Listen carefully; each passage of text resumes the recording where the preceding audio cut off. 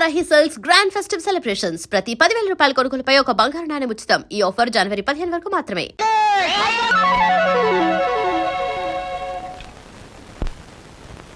సంవత్సరాలు నేను చెప్తున్నాను. ఇదిగో ఆ చెట్లకి చెప్తే అవన్న మన పెళ్లి చేసిన పెంట్ల పేరయ్య. ఇదిగో ఈ రోజుతో మన పెళ్లి విషయం తేల్చకపోతే రేపటి నుంచి నీకు కనపడను కర్రీ కనకయ్య. అగో ఈ రోజే మీ అన్నయ్య కనబడితే మీ అన్నయ్య, మా నాన్న కనబడితే మా నాన్న, ఎవరు కనబడితే వాళ్ళకి ఈ విషయం చెప్పి నీ మెళ్ళలో 6 ముళ్ళు వేస్తాను. ఆరా నీకు 3 నాకు 3. అదా ఆటో, ఈ ఆటోలో వెళ్ళి ఇదే ఆటోలో వెళ్ళి మీ అన్నయ్య ఎక్కడున్నాడో వెతికి పట్టుకుని ఆయనతో మీ చెల్లిని ప్రేమించాను, నేను పెళ్లి చేసుకుంటాను, మీరు ఒప్పుకోపోతే నేను ఒప్పుకోను అంటాను. అప్పుడు ఆయన ఏమంటారు? నీ ఇంటి అడ్రస్ ఎక్కడా అని అడుగుతారు. నిజమేనయ్యా, వాళ్ళిద్దరూ కలిసి తిరిగారు, ప్రేమించుకున్నారు. నేనేమీ కాదంటం లేదు. మీ చెల్లెల్ని ఇంటి కోడలుగా చేసుకోవడానికి కూడా నాకేమీ అభ్యంతరం లేదు. కాకపోతే ఇంటికో అంతస్తుంది, దానికో అభ్యంతరం ఉంది. అది ఒప్పుకోదు. మీ అంతస్తుని ఎగిరందుకోవాలన్న దురాశ నాకు లేదు సార్. కానీ పెళ్లి చేయడానికి ఒప్పుకోను మీ అంతస్తు మీ అబ్బాయితో కలిసి తిరిగిన నా చెల్లెల జీవితానికి ఏ సమాధానం చెప్తుంది సార్? Good, very good. ఈ ఒక్క మాట నిన్ను నా అంతస్తుతో సమానం చేసింది. You are correct. అంతేకాదు సార్, మానవత్వం మంచితనమే అంతస్తు అయితే నాకు చాలా గొప్ప అంతస్తు ఉంది సార్. తన యజమాని కోసం ప్రాణాలు అర్పించిన గొప్పవాడు నా తండ్రి. అవును సార్, భూమి తగాదాల్లో యజమాన్ని కాపాడడం కోసం మా నాన్న చనిపోకుండా ఉంటే నా చెల్లెలు పెళ్లి విషయం మాట్లాడడానికి మా నాన్నే వచ్చేవాడు. ఇంతకీ మీ దేవురు? రామాపురం సార్. మీ అమ్మ నాన్న పేరేమిటి? మా నాన్న పేరు రామయ్య, మా అమ్మ పేరు జానకమ్మ. నువ్వు రామయ్య కొడుకువా? అవునండి. మా నాన్న మీకు తెలుసా సార్? తెలుసు. ఆనాడు మీ నాన్న తన ప్రాణాలనిచ్చి రక్షించింది ఎవరినో కాదు, నన్నే. మీరు శ్రీధర్రావు గారా? అవును బాబు, అవును. మీ మావయ్య నువ్వేదో ఇంజనీరింగ్ చదువుతున్నావన్నాడు. ఈ ఆటో, ఈ డ్రెస్సు అంత అబద్ధం సార్. మీ దగ్గర నుంచి డబ్బు తీసుకొని మమ్మల్ని అమ్మబోయాడు. మేము భయపడి పట్నం పారిపోయి వచ్చేసాం.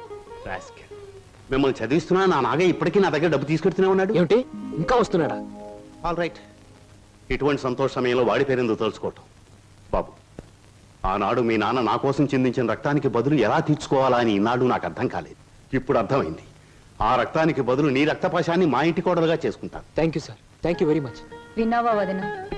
మా మావయ్య చిన్నప్పుడు మమ్మల్ని నానా బాధలు పెట్టి మమ్మల్ని అమ్మటానికి చూసిందే కాకుండా వాళ్ళ దగ్గర మమ్మల్ని ఇంకా చదివిస్తున్నానని చెప్పి డబ్బులు గుంజుతున్నాడట.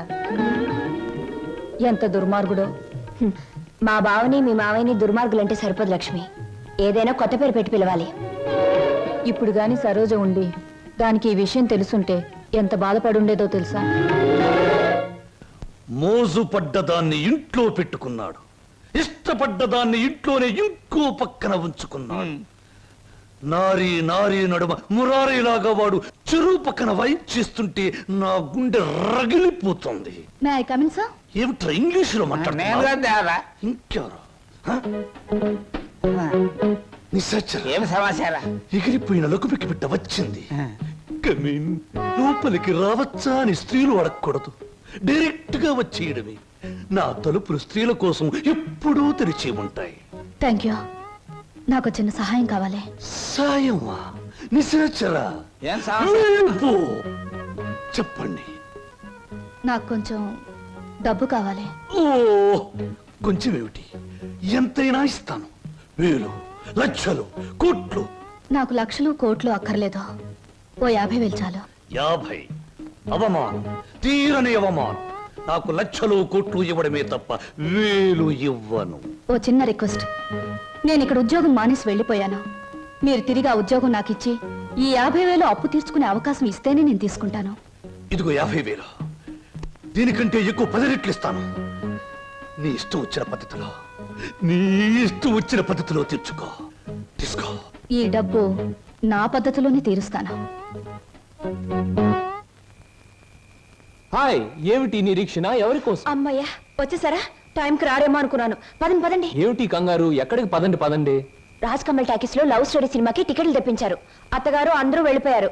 మీరు రాగానే మీతో పాటు వచ్చేసేమన్నారు. ఇవిగో టికెట్లు. అలాగా? పద పద. ఇంట్లో ఎవ్వరూ లేరు. పైన వెన్నెల, పక్కన నువ్వు. పిచ్చిదానా, లవ్ స్టోరీ థియేటర్లోనే చూడక్కర్లేదు.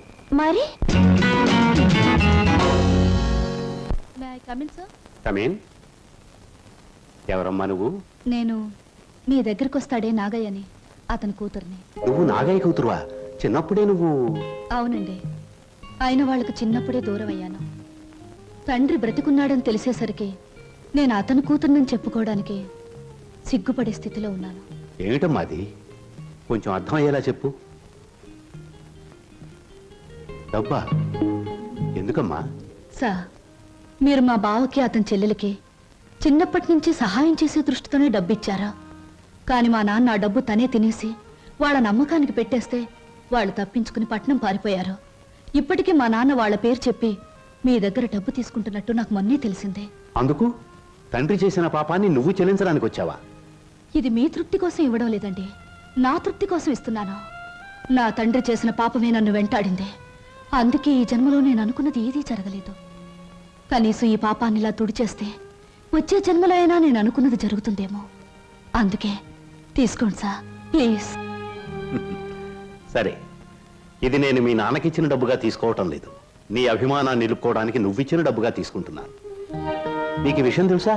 మీ బావ అతని చెల్లెలు ఈ ఊర్లోనే ఉంటున్నారు. తెలుసా? తెలుసా? చెప్పానుగా, నా వాళ్ళందరూ నా చుట్టూనే ఉన్నారు. కొందరు చెప్పుకోలేని స్థితిలో ఉన్నారు, కొందరు చెప్పకూడని స్థితిలో ఉన్నారు. నేను మా బావుంటున్న ఇంట్లోనే ఉంటున్నానండి. మరి మీ బావకి నువ్వెవరో తెలీదా? నేనే చెప్పలేదు. ఏమ్మా? అతను నా భావం తెలిసేసరికి అతను ఇంకో అమ్మాయిని ప్రేమిస్తున్నాడని తెలిసింది. నేనని తెలిస్తే అంతా తారుమారయ్యే ప్రమాదం ఉంది. అందుకే నిజాన్ని దాచిపెట్టాను. నిజాన్ని దాచిపెడితే నీకే నష్టమేమో. సార్, నాకు ఎంత కష్టం కలిగినా హాయిగా భరించగలను. కానీ నా వల్ల ఇతరులకు కష్టం కలగడం ఒక్క క్షణం కూడా భరించలేను. అంతా సక్రమంగా జరిగాక నిజాన్ని నేనే చెప్తాను. అంతవరకు ఈ స్వప్నగానే ఉండిపోనివ్వండి. వస్తాను సార్.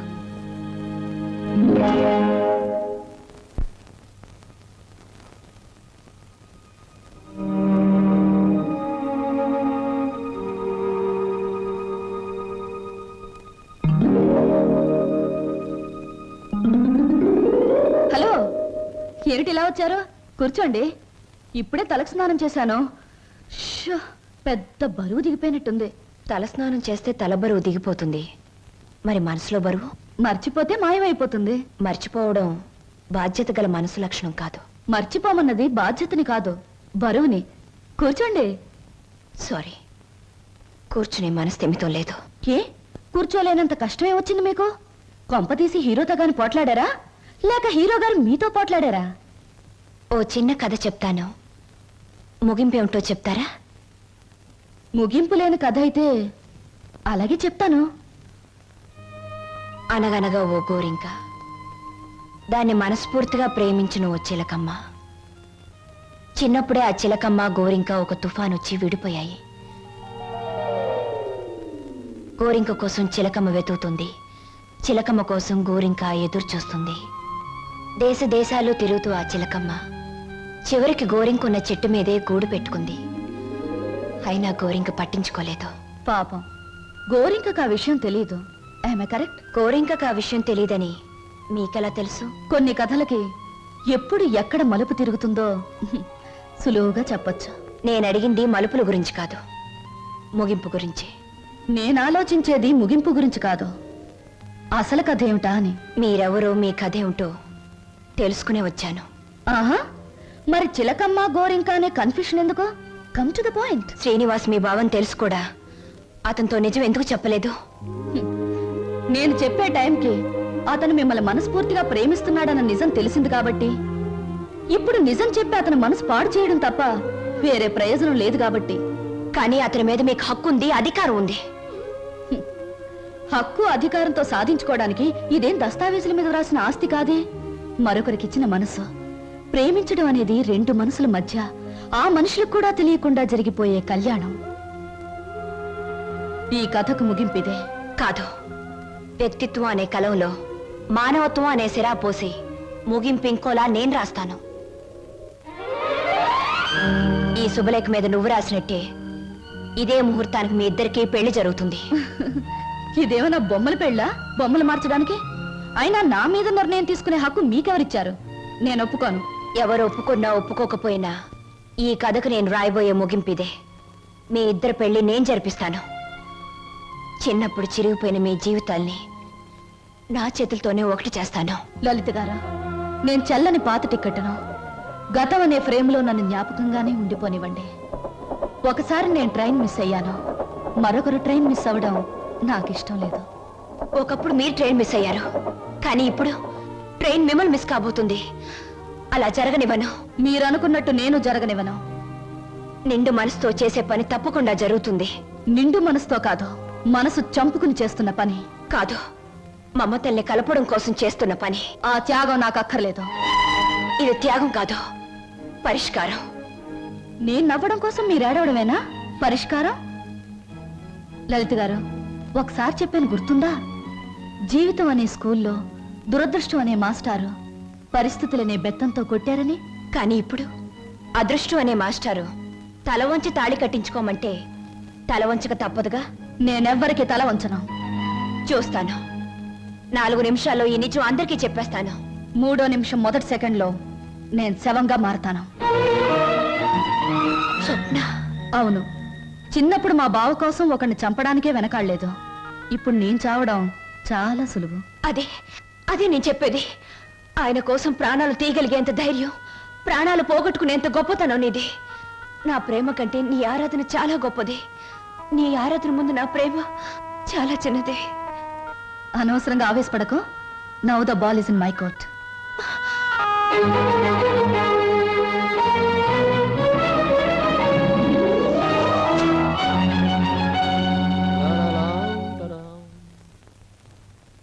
బాబాయ్ బాబాయ్, ఏంటి బాబాయ్ అందరు ఇక్కడే ఉన్నారు? బట్టలు కూడా చెప్పేసి వచ్చాను. మీరంతా బట్టలు ఎప్పుడు తీసుకుంటారు? సెలక్షన్ అంతా లలితదే. ఏంటి అందరు అలా ఉన్నారు? లలిత ఎక్కడ? లలిత లలిత ఇక్కడ లేదురా. లేదా? ఎక్కడికి వెళ్ళింది? ఇంట్లోంచి వెళ్ళిపోయింది. వెళ్ళిపోయిందా? ఏం జరిగింది? ఎక్కడికి వెళ్ళింది? ఇక్కడేం జరగలేదురా. అయితే వెళ్ళిపోతే ఎందుకు ఊరుకున్నారు? ఆపలేకపోయారా? ఆపడానికి ప్రయత్నించాను రా. తనకి ఇక్కడ ఉండడం ఇష్టం లేదని మాత్రం సమాధానం చెప్పింది. ఎందుకు ఇష్టం లేదని అడిగే బాధ్యతే తప్ప ఆపగలిగే హక్కు మాకెవరికీ లేదు. నీ ఒక్కడికే ఉంది. తేల్చుకోవాల్సింది నువ్వు. ఎక్కడికి వెళ్ళింది? ఏమిటా నువ్వు మాట్లాడేది? నీకేమన్నా పిచ్చెక్కిందా? పీట్ల వరకు వచ్చిన పెళ్లిని కాదంటావా? అసలు కారణం ఏమిటో చెప్పవే. మీరిద్దరు ఏమన్నా గొడవ పడ్డారా? నేను వెళ్ళి అబ్బాయితో మాట్లాడతాను. ప్లీజ్ అక్క, నన్నేమి అడక్కు. ఇందులో ఎవరు తప్పు లేదో. ఇలా జరగాలి అంతే. అందుకే నిర్ణయం తీసుకున్నాను. అంతకంటే కారణం నన్నేమి అడగొద్దు. నేను అడుగుతున్నాను. మన ఇద్దరం విడిపోవటానికి కారణం నీకు తెలియాలి లేదా నాకు తెలియాలి. చెప్పు, ఏమిటా కారణం? కారణం తెలుసుకుని ఎవరూ చేయగలిగిందేమీ లేదు. ఇది కేవలం నా వ్యక్తిగత నిర్ణయం. వ్యక్తిగత నిర్ణయం అన్నంత మాత్రం నువ్వు తప్పించుకోలేవు. ఎవరో నీ మనసు చెడగొట్టుంటారు. చెప్పుడు మాటలు వినేటంత తెలుగు తక్కువ దాన్ని కాదు. అయితే నువ్వు నన్ను ప్రేమించావా లేదా? మరి పెళ్లి వద్దంటానికి కారణం నేనేమైనా తప్పు చేశానా? నువ్వు తప్పు చేయకూడదని ఈ నిర్ణయం తీసుకున్నాను. ఆహా, ఏమిటా తప్పు? నీ బాధ్యత నీ ముందే ఉంది. అది నెరవేర్చడానికి మన పెళ్లి అడ్డుగా ఉంది. అందుకు నా మనసు ఒప్పుకోలేదు. ఉడుపు కథ వేస్తున్నావా? జీవితం కథలా ఉన్నప్పుడు నాలాంటి వాళ్ళ జీవితం పొడుపు కథే అవుతుంది. లలిత, నా మీదేదో అనుమానంతో అలా చేస్తున్నావు అనుకుంటున్నాను. కాదు. మరి ఎందుకు వచ్చా చెప్పు చెప్పు. దయచేసి నన్నెవరూ ఏమి అడగండి. ఎవరికి నేను సమాధానం చెప్పలేను. నా బాధలు, నా నిర్ణయాలు అన్ని నాలోనే ఉంచండి. ప్లీజ్ నన్ను ఇలా వదిలేయండి. ప్లీజ్. చూడు లలిత, నువ్వు ఏ నిర్ణయం తీసుకున్నావో ఎందుకు తీసుకున్నావో నాకు అనవసరం. ఎల్లుండి ఆఖరి ప్రోగ్రాంలోగా దానికి కారణం చెప్పాలి. అది నిజంగానే నాదే తప్పైతే నీ మార్గం నుంచి నేనే తప్పుకుంటాను. పొడుపు కథలాగే ఇంకా నిజాన్ని మిగిల్చావో నేను ఈడ్చికెళ్ళి ఆ పెళ్లి పేటల మీద నీ మెడలో 3 ముళ్ళు వేస్తాను. ఇది మాత్రం నిజం. Mind it.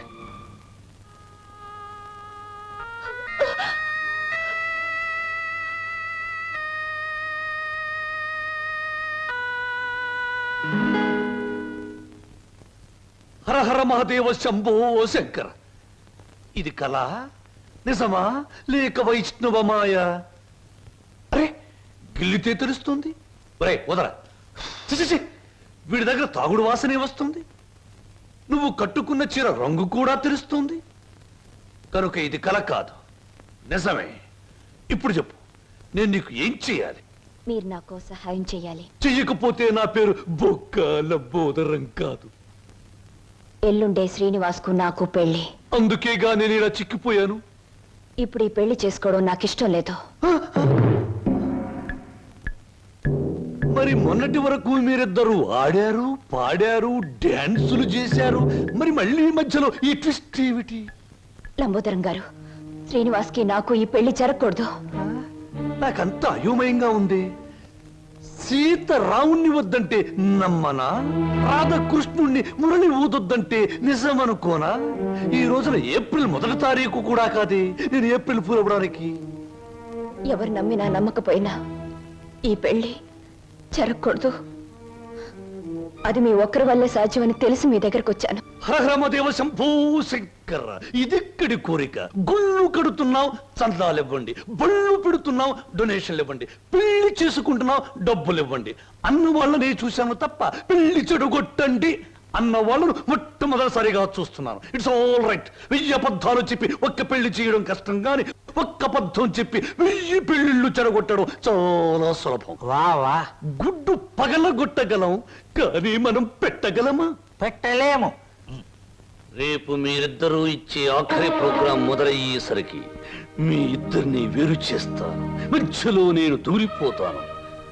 ప్రోగ్రాం అయిన వెంటనే నువ్వు నేను చెప్పినట్టు చెయ్యాలి. ఏమిటది చెప్పండి. రేపు ప్రోగ్రాం అయిన వెంటనే హాలు బయట నీ కోసం ఓ తెల్లటి మారుతి కారాగుంటుంది.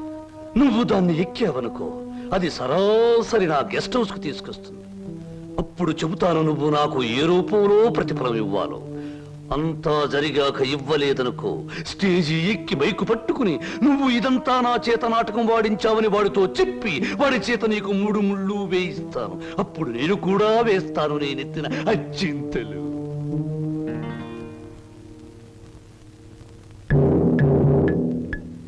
పడింది తుర్రు పిట్ట నా బుట్టలో తుర్రున నిశాచరా. ఏం సమాచారా? ప్రోగ్రామ్స్ కరెక్ట్ గా చూడు.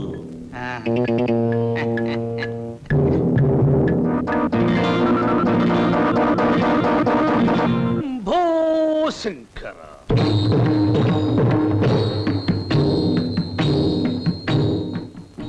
నేను జగమెరిగిన బ్రహ్మనుణ్ణి.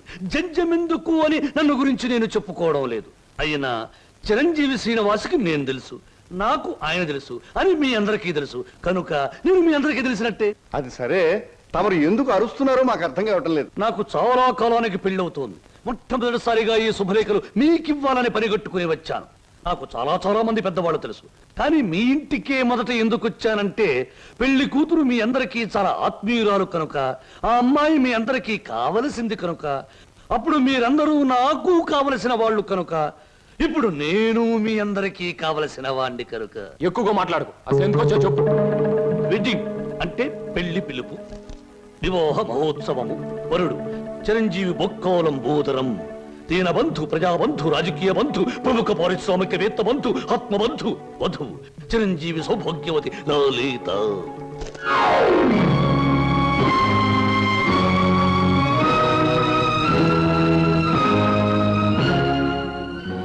నీకు లలితకు పెళ్ళ? ఏమిట్రా నువ్వు మాట్లాడేది రాస్కెల్? తప్పు తప్పు. రాయబారుల్ని, చిన్న పిల్లల్ని శుభలేఖలు ఇవ్వడానికి వచ్చిన నాలాంటి బుద్ధిమంతుడైన పెళ్లి కొడుకుని దూషించకూడదని పెద్దలు నొక్కి నొక్కి నొక్కి వక్కాణించారు తెలుసా? ఈ పెళ్లికి లలిత ఒప్పుకుందా? తనే వచ్చి నీలాంటి అందగాడు ఈ తెలుగుదేశంలో లేడు అంది. ఎలిజబెత్ టైలర్ని పెళ్లి చేసుకుందాం అనుకున్నా నేను ఏదో కాంప్రమైజ్ ఈ అమ్మాయిని పెళ్లి చేసుకోబోతున్నాను. మా శుభలేఖలు అందుకుని సకుటుంబ సపరివారంగా విచ్చేసి వధూవులను, నూతన వధూవులను ఆశీర్వదించి మదర్పిత చంద్ర తంబూలాది సత్కారములు గీకుని మమ్మల్ని ఆనందింపజే ప్రార్థన. ఇట్లు బుక్కలంబోదరం బోలా శుభంబుయా.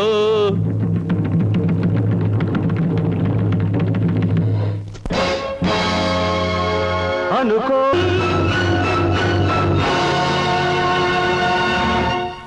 ఆగో, మనిద్దరి మధ్య ఆఖరి ప్రోగ్రాం ఇప్పుడే ముగిసింది, కానీ మన సమస్య మాత్రం అలాగే మిగిలిపోయింది. మనిద్దరం విడిపోవడానికి కారణం నువ్వు చెబితే తప్ప నువ్వు ఒక్కడుగు కూడా ముందుకు పెట్టడానికి వీల్లేదు. Come on tell me. Seenu, నేనెవరికైనా సమాధానం చెప్పగలను, కానీ నీ ఎదురుగా నిలబడి సమాధానం చెప్పే శక్తి నాకు లేదు. సీను, సీను, పంప మునిగిందిరా. ఏంటి బాబాయ్? స్వప్న నీకేమైనా చెప్పిందా? లేదే. ఆ లంబోదరం గారి కారులో వెళ్తుందిరా. ఆ కారులో స్వప్న వెళ్ళిందా? అవును. నీకేమైనా చెప్పిందా? ఆ కారులో వెళ్ళాల్సింది స్వప్న కాదు, నేను స్వప్న బలికి ఇవ్వడానికి వీల్లేదు. ఏం పోనేది? సీను, స్వప్న ఎవరో కాదు, ఇన్నాళ్ళు నువ్వు ఎదురు చూస్తున్న నీ మరదలు సరోజ. మసారా ఆల్రెడీ సరుగు రెడీ. మాట మీద నిలబడే మనిషి అండి. అన్న మాట ప్రకారం వచ్చి కారెక్కింది. ఉన్న పొలాన్ని తీసుకొచ్చేసాను అంతే.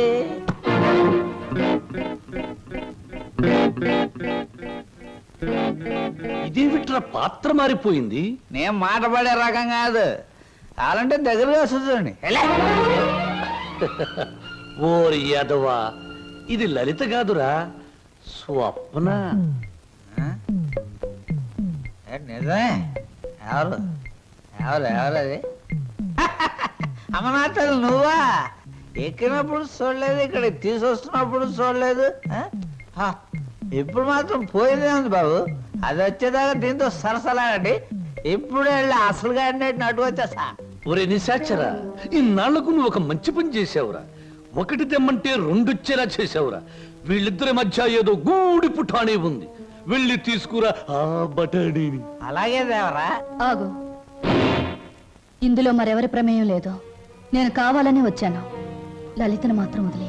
అమ్మో, ప్రోగ్రామ్ ఫిక్స్ అయ్యాక అనుకున్న టైంలో ఆడది నా పక్కన ఉండకపోతే, ఛీ, నువ్వు మా వంశంలో తప్పబుట్టామని మా తాత ముత్తాతలు, వాళ్ళ తాత ముత్తాతలు కూడా కల్లోకొచ్చి లేపి మరీ తిడతారు. అది కాదు, నువ్వు నన్ను కోరుకున్నావు, నేను నీకు లొంగిపోతున్నాను. నేనేమైనా సరే లలితను మాత్రం వదిలే. ఎలాగైనా శ్రీనివాస్కి లలితకి అనుకున్న ముహూర్తానికి పెళ్లి జరగాలి. నువ్వేం చెప్పినా చేస్తాను, పెళ్లి జరగడానికి వీల్లేదు అంటుంది లలిత. నువ్వేం చెప్పినా నేను చేస్తాను, ఆ పెళ్లి జరగాలి అంటుంది స్వప్న. ఇది మిస్టరీయా, హిస్టరీయా, లేక హిస్టీరియానా? లేదు, నేను చిన్నప్పటి నుంచి మా బావ కోసమే బ్రతికాను. ఎవడా బావా? శ్రీనివాస్ నా సొంత బావ. మా మేనత్త మేనమావలు జమీందార్ శ్రీధర్రావు గారిని కాపాడాలని పొలం తగాదాల్లో చనిపోయారు.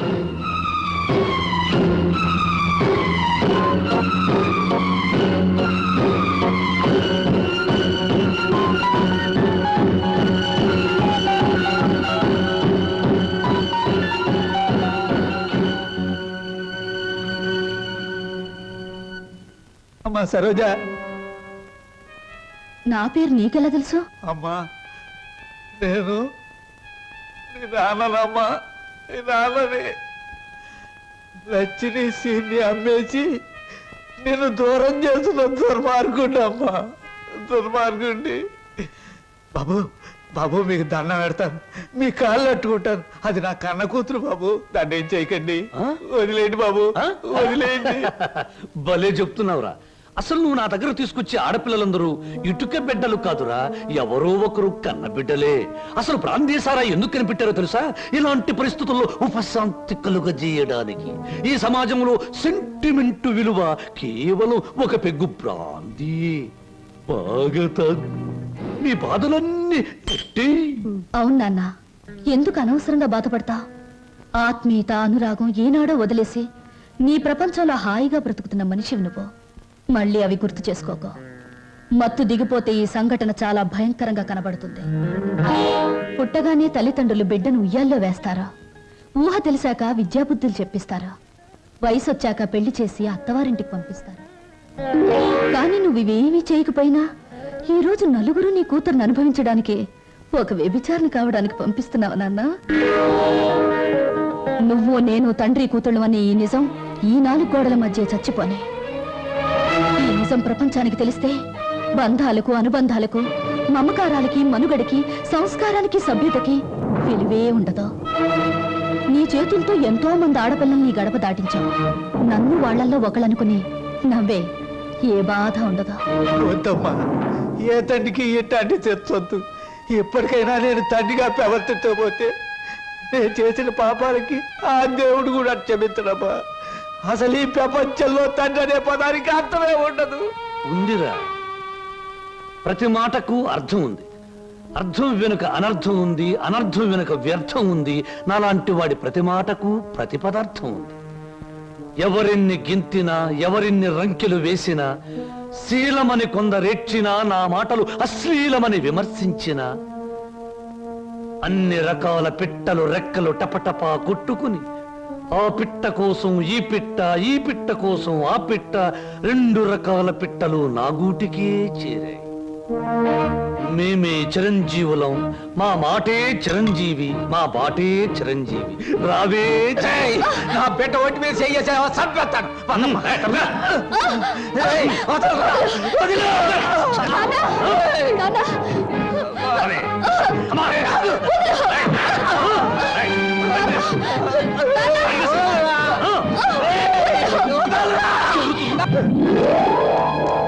రేయ్, నా బిడ్డకు అన్యాయం చేయకురా. రేయ్, నా బిడ్డ బతు నాశనం చేయకురా. రేయ్, నా బిడ్డకు అన్యాయం చేయకండిరా. నా బిడ్డకు అన్యాయం చేయకండి బాబు. బాబు, నా బిడ్డకు అన్యాయం జరిగిపోతుంది రక్షించు బాబు. మామయ్య, బాబు సీను, నన్ను క్షమించమని అడగరా. నా బిడ్డను రక్షించరా. సరోజ్ ఎక్కడ మావయ్య చెప్పు. అదిగో.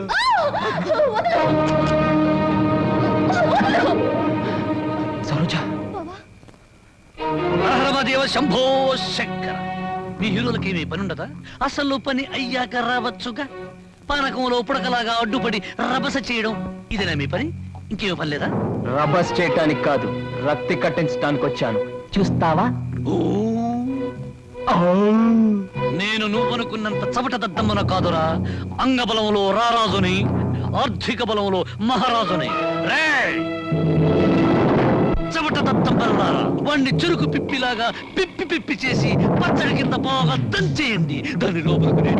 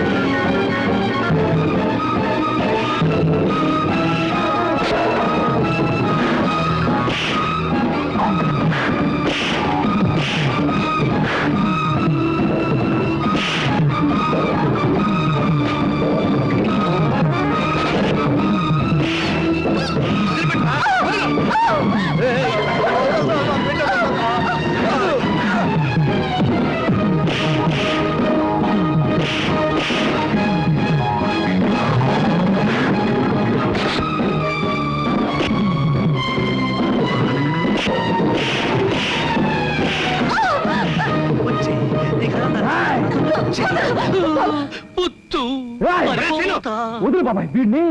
ఆగరా, నువ్వెందుకు ఆ నీచుని చంపి నేరస్తుడు అవుతావు? ఆగు. అవును బాబు, ఈడంత తేలిగ్గా సావటానికి వెళ్ళలేదు. జైలు గోడల మధ్య కుళ్ళి కుళ్ళి సావాలి. వీడి గుట్టుమట్టని నాకు తెలుసు బాబు. నేనే ఇన్ని పోలీస్ స్టేషన్లో అప్పచెప్పొస్తాను. చిన్నోడివైనా నీకు చేతులు ఎత్తి మొక్కుతాను. నా బిడ్డను క్షమించమని అడిగే అర్హత నాకు లేదు బాబు. నేను చేసిన దుర్మార్గాల్ని మర్చిపోయి నా తప్పుల్ని క్షమించి నా బిడ్డను కాస్త ఆదరించు బాబు.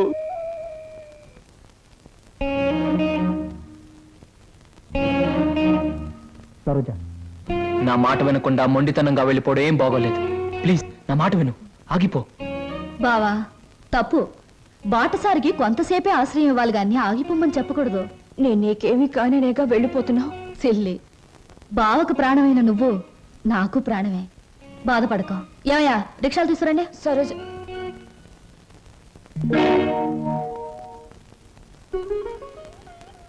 అంకుల్, చీ ఏమిటి మీ కళ్ళల్లో కన్నీళ్ళా? No no no no. అవన్నీ నాకే సొంతం. ఇంకొకరి కళ్ళల్లో చూడడం నాకు ఇష్టం ఉండదు. స్వప్న, నువ్వు అందరికీ సమాధానం చెప్పావు, నాకు కూడా సమాధానం చెప్పేళ్ళమ్మా. నువ్వు ఈ ఇంటికి వచ్చినప్పటి నుంచి నేను అభిమానించాను. నువ్వెవరో తెలిసిన క్షణం నుంచి నీ బాధను నేను కూడా పంచుకున్నాను. నువ్వు కోరుకున్న దక్కలేదని తెలిసిన మరుక్షణం నిన్న సొంత బిడ్డలా చూసుకున్నానమ్మా.